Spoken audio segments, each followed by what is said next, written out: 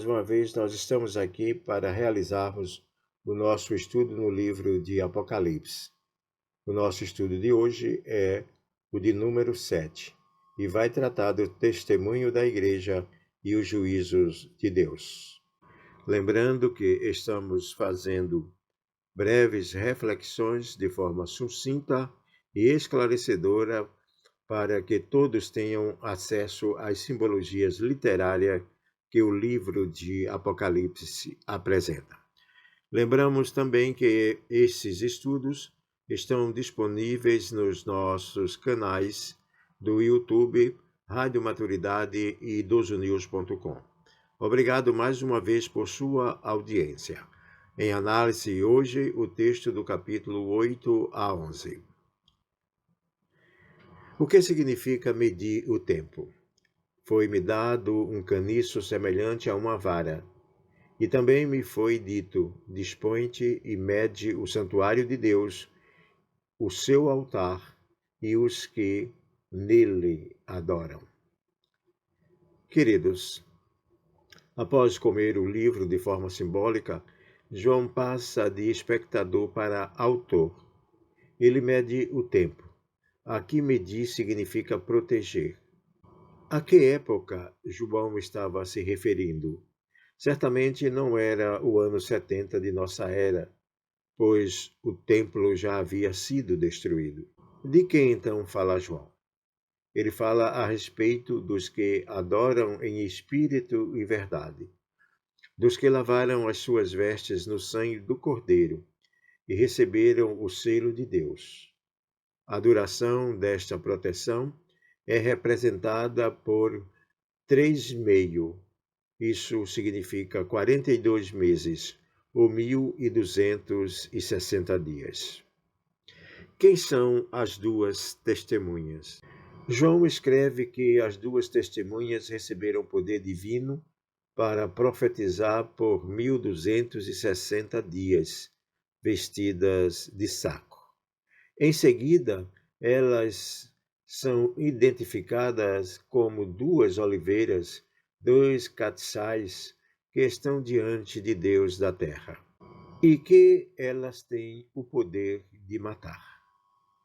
Com relação às duas testemunhas, há diversas interpretações, tais como Moisés e Elias.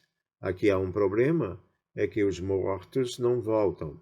O Novo e o Velho Testamento, interpretando os 3,5 como 1.260 anos, que separam a Reforma Protestante do terceiro século, período em que as escrituras sagradas ficavam proibidas para o povo. Creio que João falou a respeito daqueles dois, os dois enviados por Jesus para pregar o evangelho em seu nome, minhas testemunhas, 2 a 2, como foram enviados os discípulos. A morte em praça pública nos leva a entender que o mal, por permissão de Deus, será vitorioso por alguns momentos, mas logo será derrotado. Sua derrota está representada na ressurreição das testemunhas. A partir do capítulo 8 até o capítulo 11, a narrativa fala dos toques dos clarins e o resultado destes toques.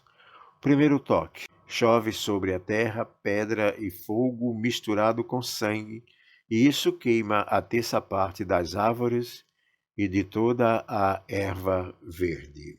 Segundo toque: é algo como um grande meteorito ardendo em chama caindo no mar, cuja terça parte da água se tornou em sangue, matando uma terça parte da vida marinha, e uma terça parte das embarcações foram destruídas. Terceiro toque: cai do céu sobre os rios e as fontes de águas uma grande estrela ardendo como tocha chamada de absinto, e a terça parte das águas se tornou imprestável para o consumo humano, e muitos homens morreram. O absinto pode causar alucinações, convulsões, tremores e fraqueza.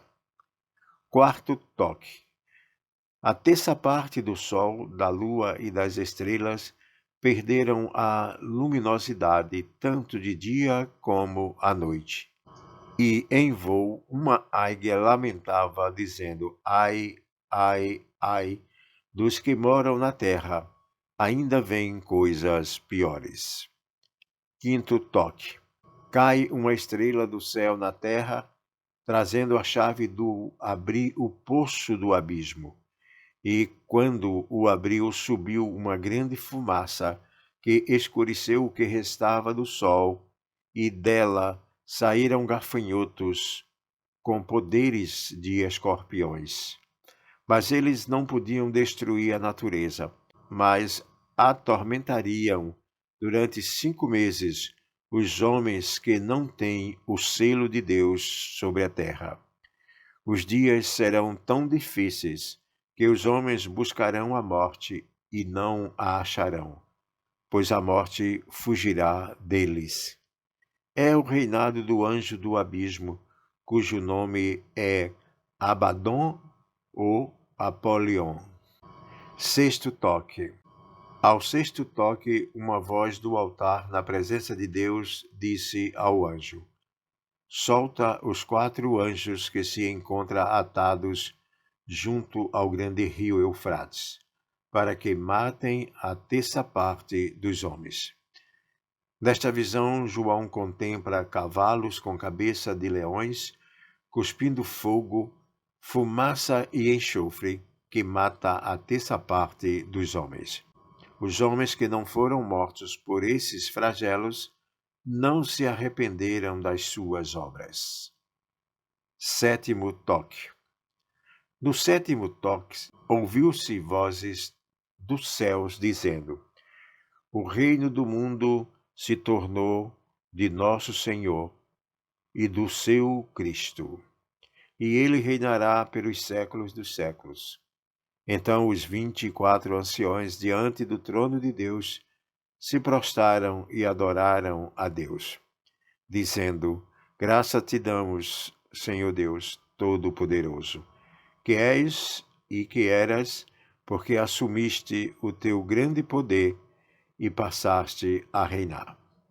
Na verdade, as nações se enfureceram. Chegou, porém, a tua ira e o tempo determinado para serem julgados os mortos, para se dar o galardão aos teus servos, os profetas, aos santos e aos que temem o teu nome, tanto os pequenos como os grandes, e para destruírem os que destroem a terra. Abriu-se então o santuário de Deus, que se acha no céu, e foi vista a arca da aliança no seu santuário. E sobrevieram relâmpagos, vozes, trovões, terremotos e grandes saraivadas. Queridos, foi bom estar com você mais uma vez neste estudo sobre o livro de Apocalipse. Amanhã nos encontramos mais uma vez para tratar deste assunto. Que Deus assim continue nos abençoando. Este estudo vai ficar disponível nos nossos canais idosonews.com, Rádio Maturidade e no YouTube. Que Deus, pois, te abençoe. Amém.